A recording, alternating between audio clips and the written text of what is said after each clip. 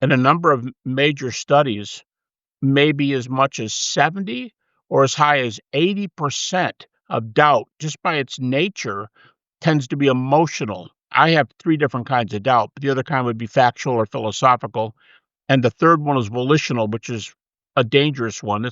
And that's often spawned by anger when somebody gets mad at God and shuts the door and says, "Hey, I still believe in you, but I don't like you, and you stay in your half of the universe, and I'll stay in my half of the universe," and it's like a broken love affair. 2 other kinds, they split about 30%, whereas emotional doubt has about 70-75%. That's why you say, "Well, you knew a lot about the resurrection. Didn't that help you?" Well, yeah, it did, but resurrection evidence usually will not get you through emotional struggles, especially when the closest people in your life have died.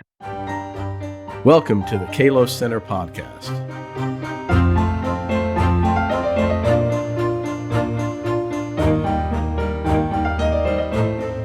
Hello, everybody. Welcome to another episode of the Kalos Center podcast. Our guest today is Gary Habermas. Gary is Distinguished Research Professor of Apologetics and Philosophy at Liberty Theological Seminary. He is author or editor of over 50 books and over 200 journal articles and book chapters. Gary's written on a wide array of apologetic issues, but his primary focus has been the evidence for the resurrection of Jesus Christ. In fact, Gary is far and away the leading expert on that issue today, especially with the recent publication of his multi-volume magnum opus on the topic entitled On the Resurrection. This is without question the new standard in the field and a fitting culmination of his prolific work on the topic throughout his career. Michael Licona, professor of New Testament studies at Houston Christian University, has said, quote, "I am aware of only one other person who knows more about the resurrection of Jesus than Habermas, and that is Jesus himself." So when I read that, I thought, oh, that's a nice little hyperbolic touch. And then I gave that a little bit of thought, and I realized that really is literally true, at least among, let's say, mortals who are presently walking the face of planet Earth. So Gary regularly debates skeptics on the issue, and you can find links to these and at his website, garyhabermas.com. Today, our discussion will focus on a fascinating subtopic related to the resurrection of Jesus, and that is the Shroud of Turin. So Gary Habermas, welcome to the Kalos Center podcast. Thank you, Jim. Glad to be here. And I'll tell you briefly that comment that you read from Mike. He called me on the phone and he said, they want me to do a blurb. And he said, here's the one that I did. And he read it to me. Obviously, I know Mike well. And I said, you clown, what are you doing? You wouldn't send that in. He goes, excuse me, I pushed the send button before I called you. And they published it. I was really surprised. Yeah, that's good. Well, I think it nails it, and I appreciate your work on that and so many other topics over the years. Well, thank you. It's been inspiring and edifying. So I want to talk a little bit before we start in on the Shroud, just about your scholarly career, which is focused on apologetic issues, especially the resurrection of Jesus, but also evidence for the afterlife and the challenge of personal doubts, which some might take to be ironic given just how powerful the evidence is, as you have shown, for the historicity of the resurrection, which is central to our faith. When you began your scholarly career, did you set out to focus on these issues, or has this developed more organically? Of those two options, it developed organically, and I'll tell you how it did. I get a number of interviews where commentators will say, hey, tell me something. You're a good guy. Did you do this altruistically to help doubters? Is that why you did this? And I said, I wished I could tell you that. But the reason I got into the resurrection was to help this doubter. It was to help me. And later it developed into something that somebody else could use. But it started because of my long-lasting doubts, bookended by the deaths of the two most central people in my life, one at the beginning, one at the end, and it put me into this lifelong well, Mm. 20ish years, tizzy, and the resurrection got me out. A person a long time ago made a comment in a simple Bible, really intro book, and the guy said, if Jesus was raised from the dead and he claimed to be the Son of God, there's only one way you can take this. The resurrection has got to be God's stamp of approval on him and his ministry, because God doesn't make a practice of raising heretics from the dead. And I read that and I thought, wow, that makes a lot of sense. But here's my problem. At that time, I knew nothing about the resurrection. It made a lot of sense, but I said, I got to get this thing down. So that's what launched my study of the resurrection. That's good. Would you say that all, or at least most, apologetic issues have um, a serious personal dimension? Now, by that, do you mean emotional? Sure. Yeah. Yeah. In fact, in a number of studies, including one of my own PhD students, his dissertation, and a number of major studies, maybe as much as 70 or as high as 80% of doubt, just by its nature, tends to be emotional in character. And if you want, I have three different kinds of doubt, but the other kind would be factual or philosophical. And the third one is volitional, which is a dangerous one. It's the one Os Guinness calls a time to warn. And that's often spawned by anger, when somebody gets mad at God and shuts the door and says, hey, I still believe in you, but I don't like you. And you stay in your half of the universe, and I'll stay in my half of the universe. And it's like a broken love affair. Um, of those two other kinds, they split about 30%, whereas emotional doubt has about 70-75%. So that's why you say, well, you knew a lot about the resurrection. Didn't that help you? Well, yeah, it did, but it doesn't. Resurrection evidence usually will not get you through emotional struggles, especially when the closest people in your life have died. So when I have gone through my most serious trials in my adult life, I found that it isn't the existence of God that I've questioned or had any doubts about. Frankly, I reached a point maybe 20 or so years ago where I found it literally impossible to doubt the existence of God. What comes into play, though, is doubts about what I have conceived God's character to be. Does that make sense to you? Sure it does. Sure. Jim, now, if I remember correctly, you and I got our PhDs from the same school, didn't we? That's right. Okay. Well, a lot of people say I went through doubts, and when you push them, they're very, very intelligent people, and they were very deep doubts, but they were teenagers, or maybe 21 or 22. I entertained the truth of Buddhism, not philosophical Buddhism, but the kind of Buddhism in the 70s and 80s, where it's popular to argue that Buddhism is the right metaphysics for contemporary physics. So Buddhism grounds physics, and that was the claim. And I was taken by that for quite a while. And in fact, I think became very close to being a Buddhist. But here's the bad news. It was after I earned my PhD at Michigan State. It was not when I was a kid. I already had the PhD, but that didn't stop me from these emotional things I was talking about earlier. Mm. Yeah, that's interesting. I've always had a respect and something of an attraction to Eastern philosophies, religions, Buddhism and Hinduism, Upanishadic Hinduism in particular. Um, and, if I were to punt on the Christian worldview, I suppose I would land somewhere over there rather than in Judaism or Islam, the Abrahamic theisms. Really?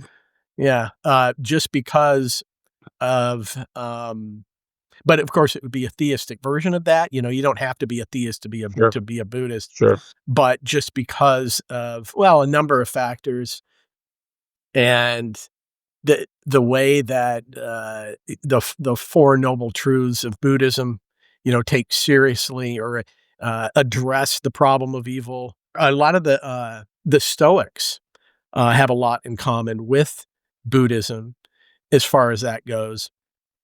So anyway, yeah, I've always had a deep respect for those Eastern traditions.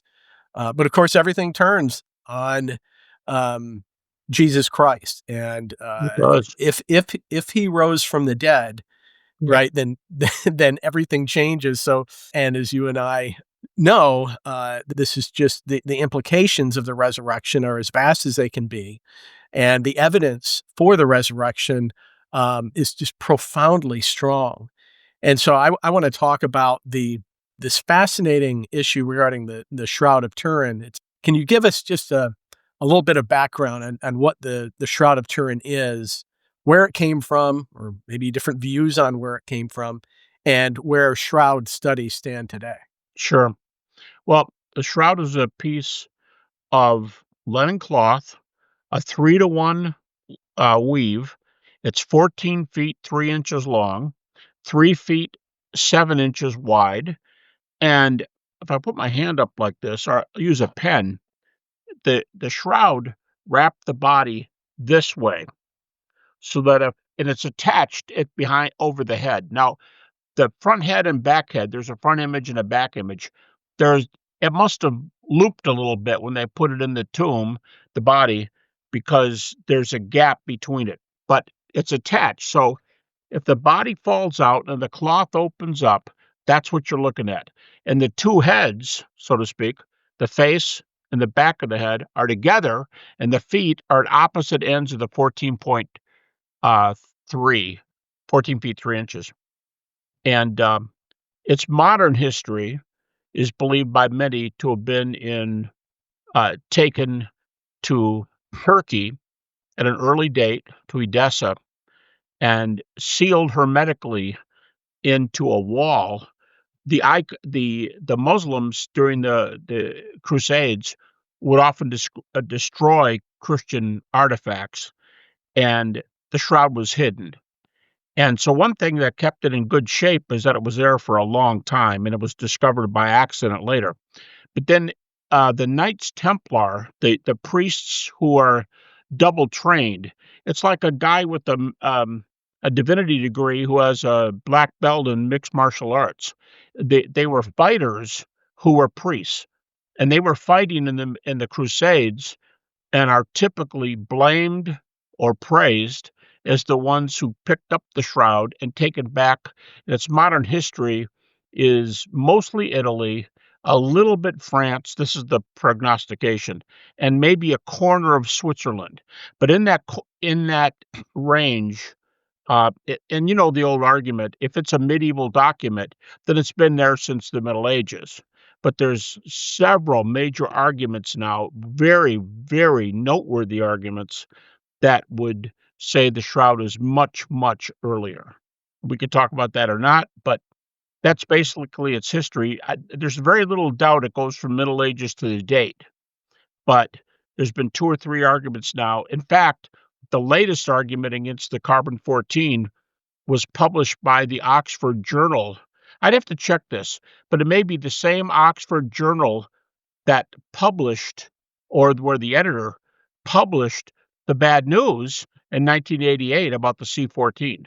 But whoever it was, this journal, it wasn't a legit Oxford Journal. They thought it was worthy to be published as a worthy comeback to the 1988 carbon-14 dating. Okay, now in 1978, there was a team of scientists that looked at it. Did they do carbon dating on the shroud then? No, they did just about here's the key. They did just about every kind of test you could do that would qualify as non-destructive. They had no permission to do, in fact, were not allowed to do anything to the cloth. Now, some of the scientists, I co-authored 2 books on the shroud, and my co-author, Ken Stevenson, was the editor and spokesperson. He was an Air Force Academy professor, and he was a spokesman for the team of scientists that went over there in 1978. They were the acronym STURP, S-T-U-R-P, Shroud of Turin Research Project. And he kept the reporters off the scientists' back while they took thousands of photos and did all this stuff. They couldn't do anything, though, to destroy, like, a patch for car. And in those days, you had to take a much larger patch for C-14. Let's talk a little bit more just about the history of it. Many scholars will talk, pretty dogmatically, someone like Nicholas Allen, that the first historical appearances of it were, say, mid 14th century. Yeah, Uh, that is not true. I just opened an essay yesterday by a Shroud scholar, and he lists a bunch of references to the Shroud between the 3rd and the 14th century. Mm. And I think he's got 2 of them in the 3rd century AD. And he's got basically, I skimmed the article, he's basically got at least one reference from every century, might have missed a couple, between 3 and 14 as centuries. Huh. So that's not true. And besides, like the Shroud guys would say, they call themselves the Shroud crowd, though, by the way, cute news. But Nice. as they would say, it's not really where the history is. By the way, there's a whole argument that is not mentioned in the Shroud, but artwork, that it looks clear that the artist doing the artwork going back to the 6th century AD had the shroud in front of the person when they were doing it, because the shroud has a lot of very odd marks on the shroud. Why is there a triangle between the guy's eyes? Why does the beard come down and it seems to part right in the middle, but Yeah. off center, not here? It depends on which side. The shroud has left, right reversal, so it depends on which side. But there's a part in the shroud, and it's here. And it looks like the shroud is a modern goatee type thing and goes down to about here. But really, the beard goes down to here. So what's going on? Well, something's pulling the hair back against the throat. It's a long beard. And in the 3D photographs, which is one of the major 2 or 3 things about the shroud that can't be disproven, that can't be answered, something's drawing that hair back underneath, so the hair that pops out looks like a little goatee. But it's parted on the wrong side, in the off center. But the beard goes down to here, as you can see very clearly on 3D photos. So that's just some of them. But when you say how many references, this article I'm just telling you, I want to be clear, they're written references from the 3rd century on. The artwork argument goes from the 6th century all the way up to before the carbon-14. And one Duke University professor who did the most work on this, now he was not a photo optic specialist, he was a medical professor there with 2 specializations in medicine, but he developed a polar overlay photographic method, and he would take some Roman coins. They look a little like a dime, and they're solid, they're gold. And it says King of Kings and Lord of Lords, and Jesus is on a cross. I mean, it's only his head, but you can see the wood coming out from the side, and there's 150 or more similarities between the coin, the Roman coin, and the image on the shroud that is not a feature on any other faces of Jesus or other like Buddha or anybody else. So where did all these images come from that have these strange, like there's a line across the throat of the man in the shroud. It starts about here. And the painters often put a line across his throat. Why do you put a line that's suspended out in Huh. space? Because they thought they were painting the face of Jesus. But it's an ancient wrinkle. How do you know? Because the blood flowed in it. The blood from the cross? Yeah, the blood from the cross. How do you know? Because in enhanced photos, it is red all the way across the thread. So, but not knowing that as an artist, why why put a line across his throat? Like you're framing a picture, but it starts here, it stops here. Why? And it's because I think for sure, I think this is a stronger argument than the mentions, um, is that the shroud was around and was copied long, long, long before the C-14. So, if that's the case, then it in a very severe way, it undermines Nicholas Allen's theory, which we'll talk about in a minute. Sure. But first, could you go over the primary naturalistic image formation theories? Right, there has to be some ultimate explanation as how this image appeared on the shroud, And you can go with either a theory of a miracle that somehow, when Jesus rose from the dead, there was some emanation of energy of some kind, or someone like Allen and other skeptics or naturalists are going to say, no, there must be an explanation that really is scientific, that involved no supernatural activity. And there are a number of those. What are those naturalistic theories? Well, they go in categories. Some of them are called contact images. And a contact image, here's some examples. Some people have heated statues or faces of a bust and put a cloth over it. And they figured out a way, they think they have, to put it on and take it off rather quickly, because if the thing is really heated, it'll make a hole in the cloth. But if you do it on and off, you might get a brownish discoloration, and you go, bingo, shroud image. That's probably that's got to be close to one of the worst theories. We in our two co-authored books, Ken and I, we have an appendix in the one book that I think I got permission to include it in the second one. They're done by different publishers. And in the back, we have a bunch of naturalistic theories and 4, 5, 6, 8, 10 refutations of each one on the back. That is one of the worst. But probably the worst is that the shroud was painted. Because, and some critics will say, excuse me, there is iron oxide, Fe2O3. There is iron oxide on the cloth. Sorry, don't tell me there's no paint there. There is. Yeah, time out. You're talking like an idiot here. There's paint on the shroud, but it's specks. There are specks of paint, because we know the shroud was set to the right or left of a guy through the centuries, and somebody sits there and he's painting this face, believing it to be Jesus. And when you move your brush, some of the paint goes out there. It's on the front of the artist. But here's the point. Everybody is unanimous, all the scientists. And here's the key phrase: there's no paint, dye, powder, wet application, dry application, powder. There's no application that can account for the image on the shroud. Nobody's saying there's not paint specks, but there's nothing. And there's a lot of ways you can get there. But one is, that's one of the strongest evidences for the shroud. The threads. A thread could be made up of 200 fibrils. Now, we don't think of a thread, like a thread's pretty thin.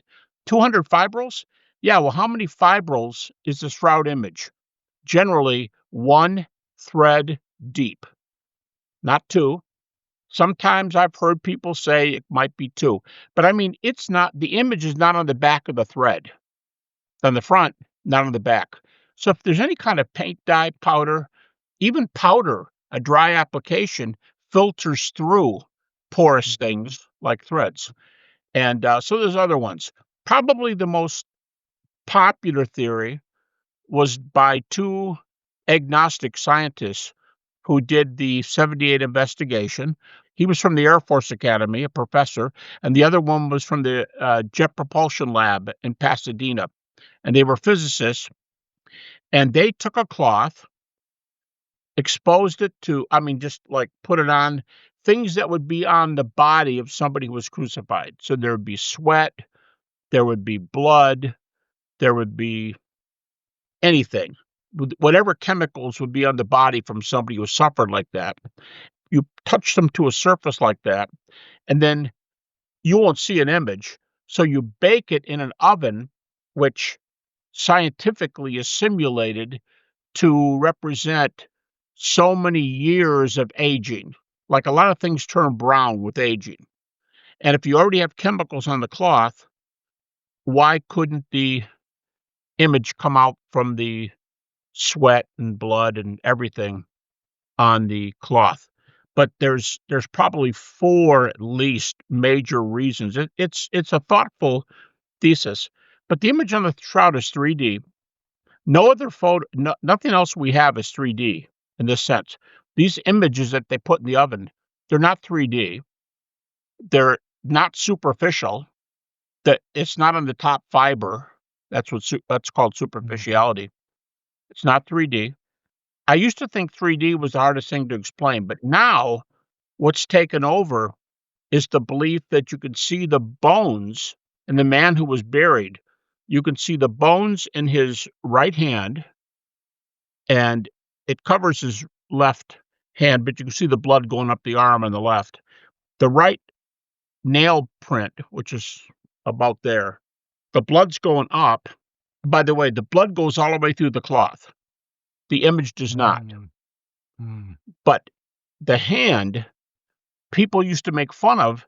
The fingers look abnormally long. Here's you have the tip of the finger, and it looks like it's going up into the back of the hand. And somebody would say, "Oh, the man in the shroud, whoever he is, he's got Marfan syndrome, which Abraham Lincoln was famous for: tall, gangly, long fingers. Which is no problem if Jesus had that, but they said he might have Marfan syndrome. Well, now that they got more data, the reason you're going all the way up here is because you're seeing the bones in the back of the hands. But the big thing is there are a number of teeth, upper and lower, but especially lower, where you can see teeth and roots. Now, there's some dispute about this, but it's a pretty popular view today. And if the image of the teeth is visible on the cloth, then it's not a naturalistic. I mean, what in the world would bring the teeth out on the? So the teeth and the hand bones, the three-dimensionality. When you look at the shroud photos, when they put it in what was called a VP8 image analyzer for space shots, of Voyager space shots, it gives you cloth to body distance. So it'll tell you what part of the cloth was touching the body. For example, the left knee, it was raised in rigor mortis. The right leg is down and the left knee is up. The left knee is up in rigor mortis. So the cloth is going to drape over the left knee. Okay, that makes sense. Why is the right knee visible on the cloth? It's there too. And the most popular theory is that's true all over the place. Why are the sides of the face on the cloth? The cloth wasn't on it. So in a bunch of experiments, chiefly with Italian physicists at Italian universities, repeatedly there have been different tests that argue that the image on the shroud is caused by radiation, two different kinds of radiation from a dead body. So in a way, the shroud image is a photograph. And you go, well, how so?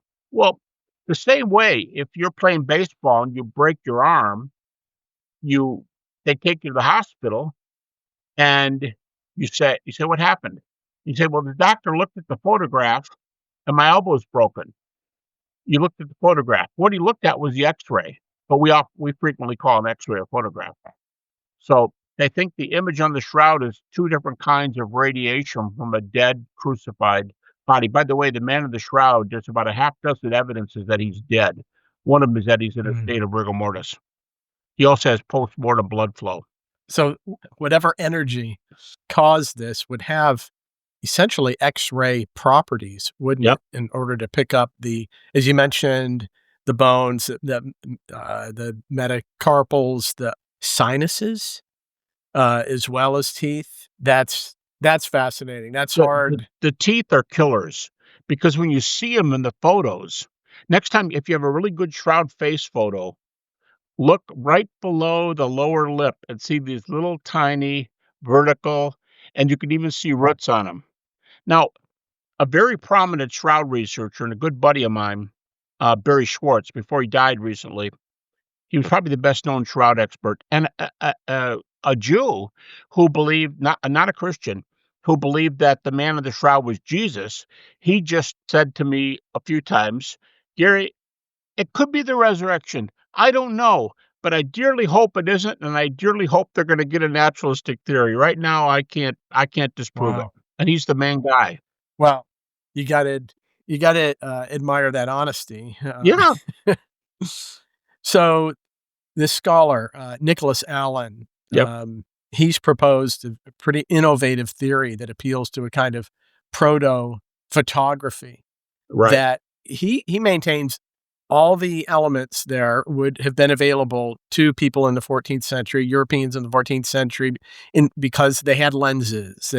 They were able to set up a kind of crude photographic system benefiting from the radiation from the sun. They Right. would have access to silver nitrate, and if you have that shroud soaked in it, or at least on the surface that silver nitrate's painted on there, you could have an image produced, and so that's his theory, and it does overcome so many of the problems we've been talking about, with the direct or indirect contact theories, and it's an innovative theory. So, what are your thoughts on that? What are the strengths and weaknesses of that theory? Okay, now you have to tell me a little bit, how does he get the image on the cloth? Is it contact or is it non-contact? Well, there's a lens that's set up such that the light of the sun um, Oh, okay.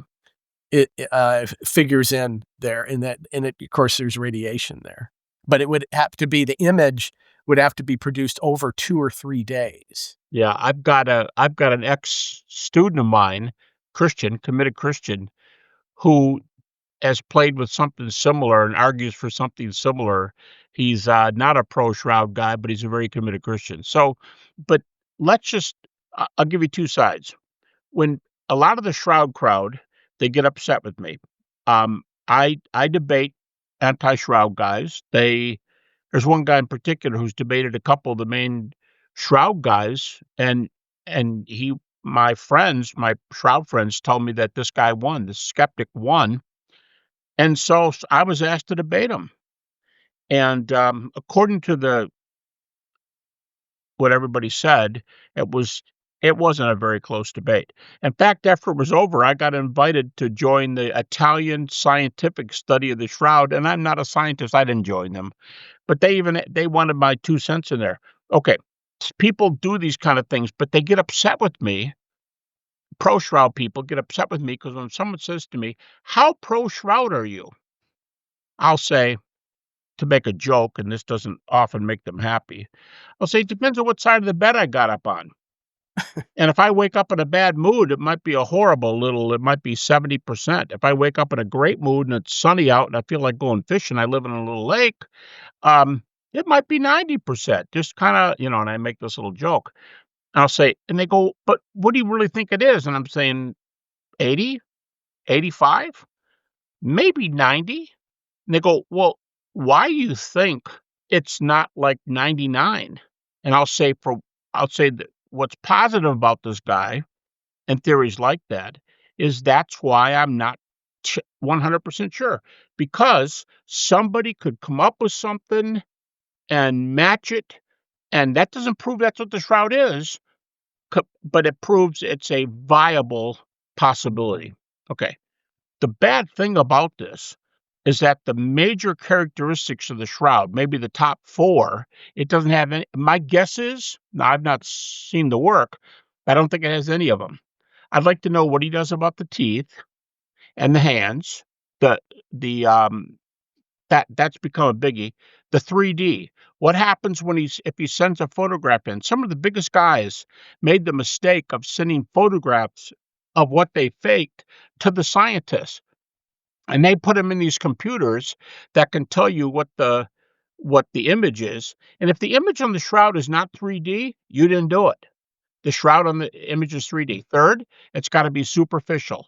Whatever what he says sounds like another type of theory. It's called a vapor graph, where vapors did this. It's not really a contact image, but vapors in all the experiments, vapor diffuses. You don't get clear images. So what about the clear, distinct images? What about the fact that if it's a vapor graph and it came on the Shroud somehow, like through the air, how come it's only in the top one fiber out of 200 fibrils in a thread? And another one I haven't even talked about, the Shroud image is non-directional. That's right. We have a photograph of non-directional in one of our books. If you take the shade off of your living room lamp, and it's a really bright bulb, and you take a photograph, it looks like the sun. It looks like boom. The image is not, let's put it this way, if you colored or painted, you would do this. I'm left-handed. Okay, I got tired. this way. That's directionality. There's no directionality in the shroud. So I'm just guessing he cannot reproduce the major characteristics. Yeah. What about the body being in a state of rigor mortis? What about postmortem blood flow? Now, you can put blood on the shroud, but I don't think anybody in the Middle Ages would think enough to put postmortem blood on the shroud. They might be lucky if they even thought enough to put blood on the shroud. From the presentation of his that I saw, he does simulate or reproduce the superficiality and that kind of photographic image, negative image. He can't account for. I think you're right that the images of the bone, the teeth, he 3D. can't even come right. The dimensionality. Um, Also, he's very dogmatic about the blood being added later, and that contradicts what we know about the shroud in that the image is not underneath the blood. That shows that the blood was there before the image was formed. I follow you. It Yep. it somehow blocked it. Yeah. And then the other thing is, I guess, more circumstantial. He's really big on the motive being that, okay, relics and icons were big business in the Middle Ages, right? I mean, and there's a lot of money to be made there, and so True. the church had an incentive to do this as a real moneymaker. But guess what? There's no other case like this, not just in that period, but for centuries on, where anybody used this kind of proto photographic technology, even though this would have been a major moneymaker. I mean, you can think about what kings and queens would pay to be able to have photographic images of Sure. themselves, and yet they resisted that temptation to make all that money. Mm, um, it doesn't sound like Jim, human nature to here's me. a couple more for you, Jim, on that theory. Cardinal sin of the let's make a lot of money and show an image thing is why are the nail wounds in the wrists? When in the Middle Ages, a guy named McNair, who's a medieval art historian, he says of the hundreds of pieces of medieval crucifixion literature artwork that he's seen, none of them put the image here, all of them put the nail here, which today it's unanimously In rejected. the middle of the palm. But if you're going to show it, people are going to go, whoa, that's not Jesus. He showed him his hands and his feet. That's wrist, dude. You're wrong. That's But what good. they don't realize is in the Greek New Testament, my understanding is a Greek speaking person told me this. There's no Greek word for wrist that could be used. So the word hand, unlike a lot of words in Greek, the word hand, I've been told that the word hand is used for the upper arm once in a while. It's not very specific. So to say hand, you could say, "Oh, there's my hand," everything you see. Mm. So you don't do this. And also, here's the clincher, the man in the shroud may be nude. Now he's got a cloth over him, but he may be nude.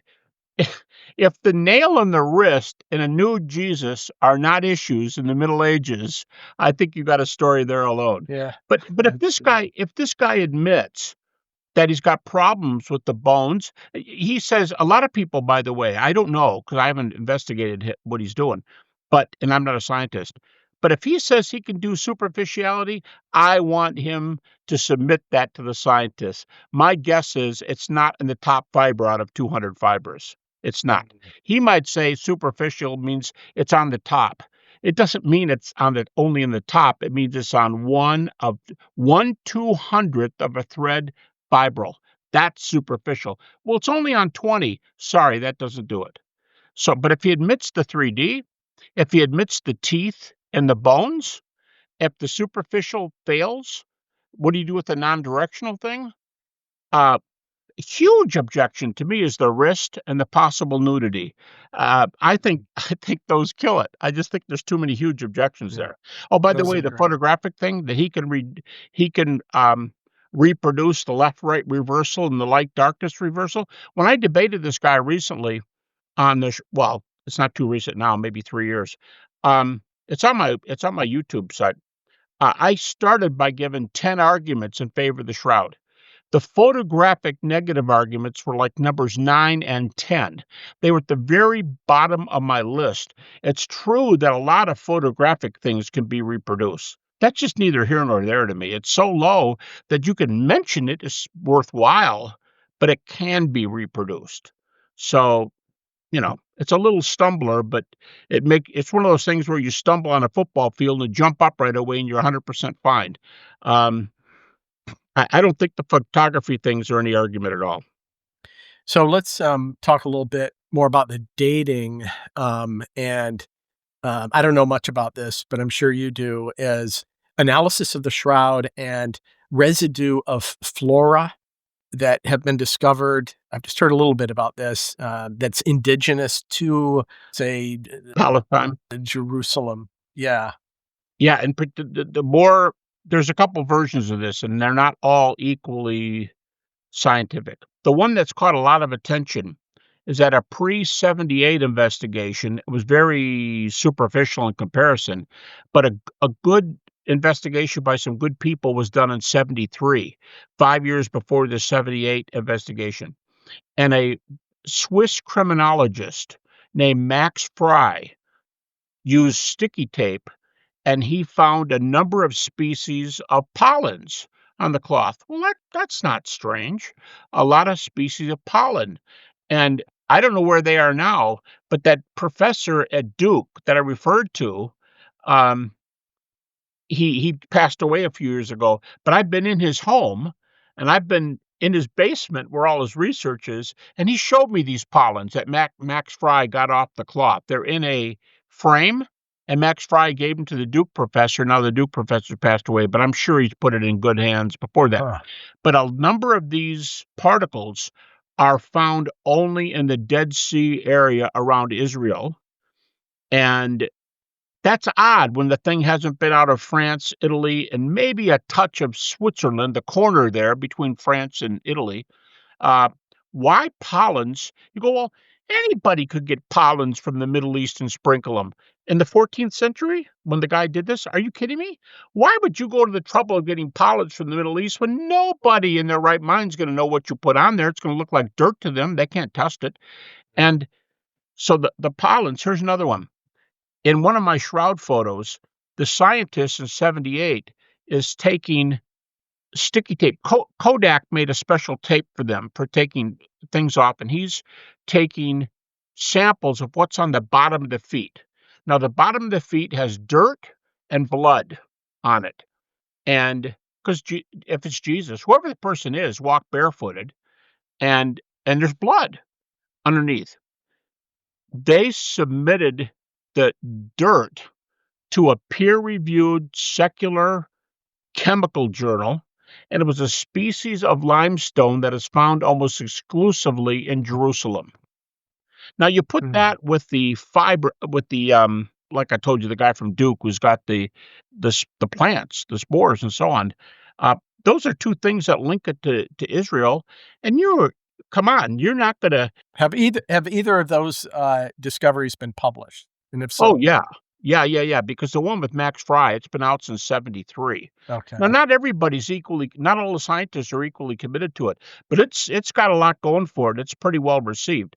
You don't hear the limestone on the feet too often, but I'd have to do some looking because it's never been a huge argument to me, but you can get the peer-reviewed chemical journal that published the article because it was really interesting that whatever this image is on the cloth, it's known from Western Europe, which everybody admits, and the dirt is from Jerusalem.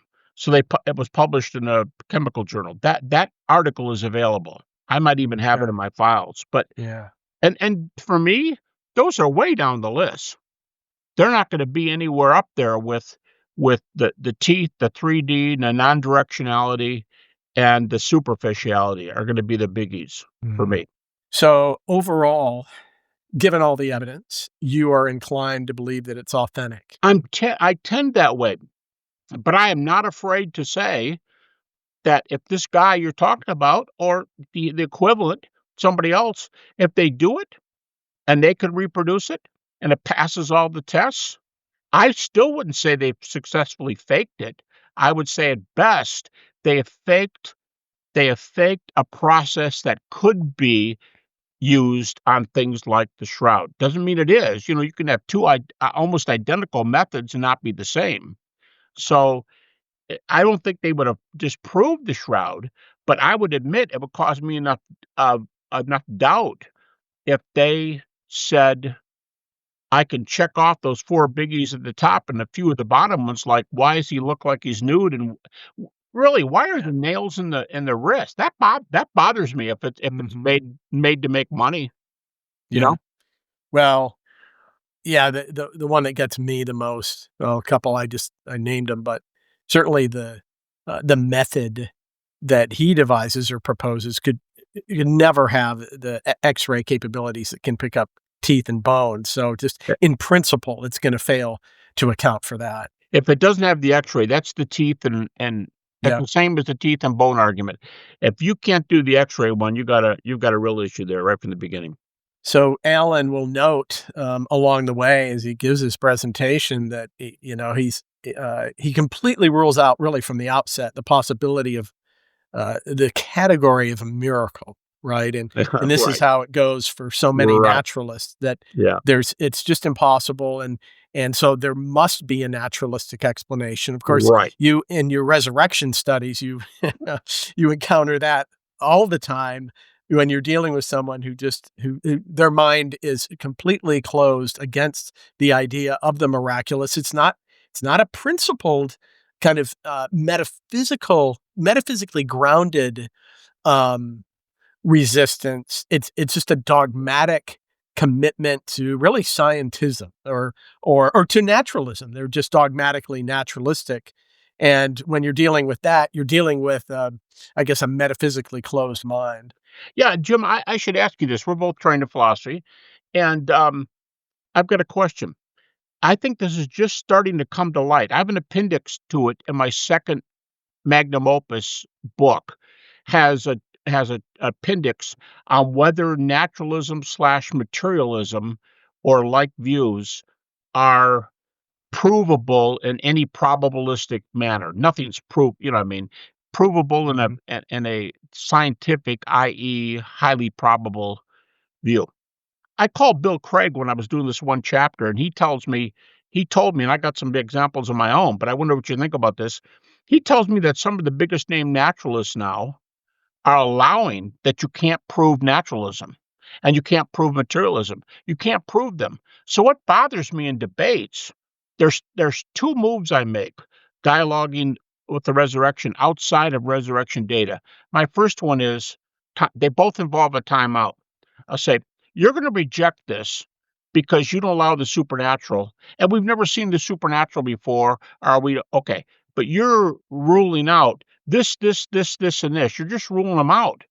I've got a book behind me. I won't pull it out, but it's by a Harvard trained PhD that has documented cases of miracles done in South America and Africa. Interesting thing, the book was published by Harvard University Press, and the two endorsements on the back are from a present and former uh, faculty members at Harvard Medical School. Now, at least that Hmm. should make you think. So when the guy says, these things don't happen in the world, I go, well, nobody says this has to be proof, but go tell Harvard University Press that, you know? And and so there are supernatural things. Critics usually admit today that Jesus predicted the resurrection ahead of time. Critics almost always admit that Jesus healed, almost always. But here's my point: you can't prove naturalism or materialism to be highly probable. And Bill gave me a couple sources of some of the biggest name naturalists who concede it. But the easiest one to get my hands on, Bertrand Russell, who a friend of mine just said Bertrand Russell he thinks was the chief atheist, the last generation, and he puts Anthony Flew number two. But Bertrand Russell, he said, could be number one. In many interviews, I got two or three on my shelf. Bertrand Russell is asked, "Can you disprove God?" And he said, "No." But his comeback, the way he smothers this thing is to go, "Yeah, and I can't prove Valhalla, or I can't prove Mercury, or I can't prove them either." Yeah, that's not my point. Can you prove God doesn't exist? No. Is that to say you can't prove naturalism is true? Materialism is true? You can't prove that? And if they can't show their worldview is true, but I bring up miracles, Jesus predicted the resurrection ahead of time, he did healing miracles, you got this resurrection. What in the world is the shroud? And then my other time out is let's talk about near-death experiences. And I just got an email today, a huge research project that's being done based on my research on NDEs. They just told me about it, that they think they're flipping the script on naturalism from NDEs because there are over 4 dozen cases now of near-death experiences in the presence of no measurable brain or heart waves, both, neither one. No brain or heart. You could say, well, it could be there and we can't measure it. Well, that's really funny because years ago you'd say, well, how come you don't do those tests? They could really do them. Well, now we can do them. And these people are long past. One guy was 92 minutes past that point. And the evidence he gave was maybe the best ever. Now, here's my point. If NDEs are like intelligent design and fine tuning, they don't prove any religion's true. They just show that I think naturalism and materialism are false. And if there's an afterlife, it's almost like end of story. If there's an afterlife, don't get on my case for talking about resurrection with evidence or the shroud with evidence. Don't get on my case if you can't prove your view, naturalism, and if you can't disprove NDEs. I think it's a lost case. I think that by the way, this one that's doing the experiment with the NDEs and showing naturalism is false, they're saying a worldview is ready to flip on the data of this experiment alone. And what the naturalists and materialists are at least going to have to become chastened in the sense of allowing some supernatural something or other in the world. But they've already lost the battle if they make that move. Sure. There are a lot of, I guess, categories of evidence that are kind of converging against naturalism. It's been happening for a while. And one of them is just this basic fact about human consciousness, which particularly since the mid-20th century, naturalists have been trying to come up with some sort of paradigm that can provide an explanation here in terms of how somehow consciousness reduces to naturalistic processes. But the fact that you have a Thomas Nagel, among others, Anthony Flew, admitting, okay, our paradigm can't explain this. There has to be something that's totally different in terms of a basic metaphysic that explains this. And a number of them are turning to panpsychism and so on. Epiphenomenalism. Yeah.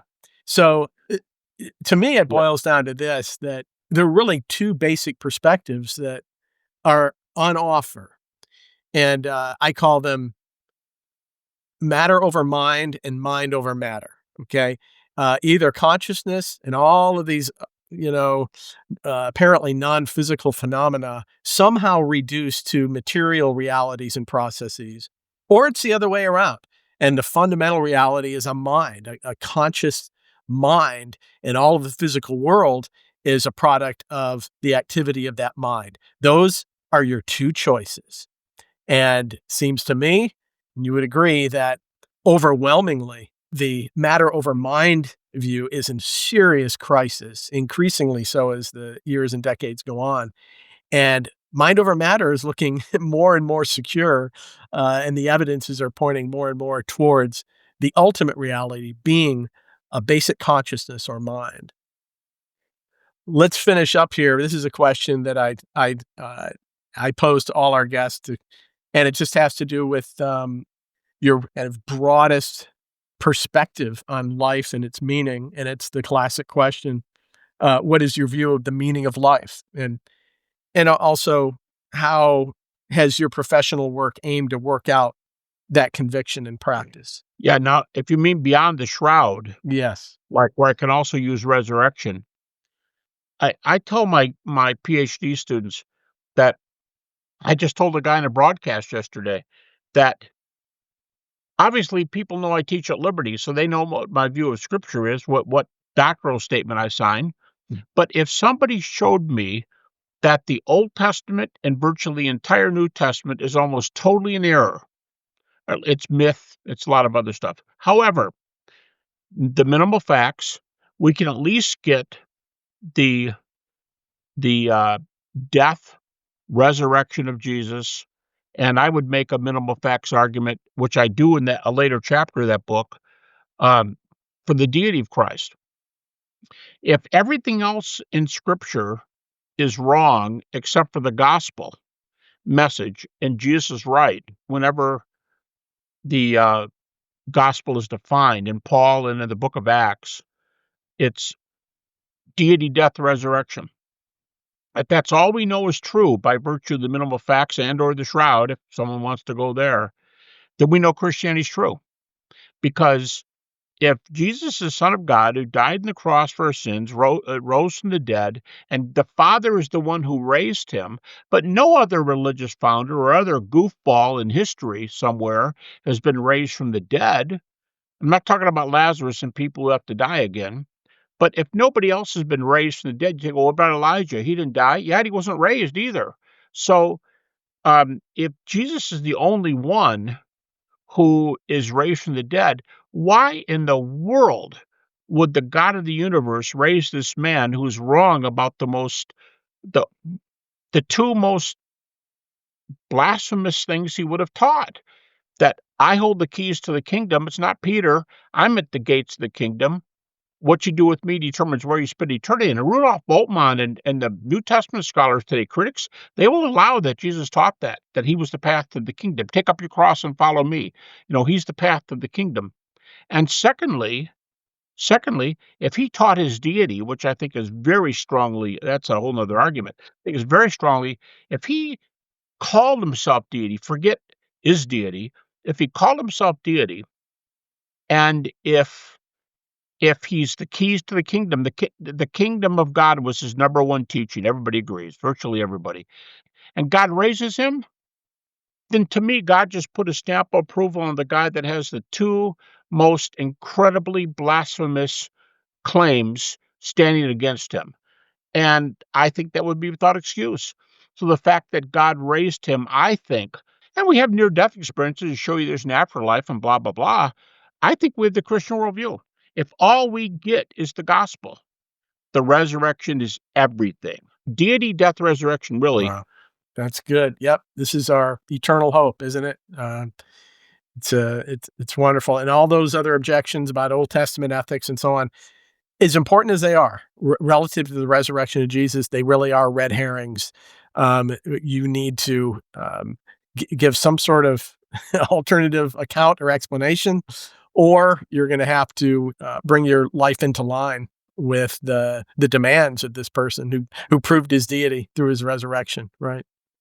Oh, well, thank you so much. This has been great. And I commend you again, for your work. You've done such great stuff. And that is not just rigorous from a scholarly standpoint, but it's profoundly edifying to the Church of God. So thank you. Thank you. Yep. That to me is about the best thing you could say. I just told my research assistant today on the phone, if my stuff ministers to people and meets needs, that's what I'm alive for. I'm alive for the ministry. So I appreciate you saying that. Thank you for listening to the Kalos Center podcast. We gave you our thoughts. Now let us know what you think. Email us at podcast@kalos.center.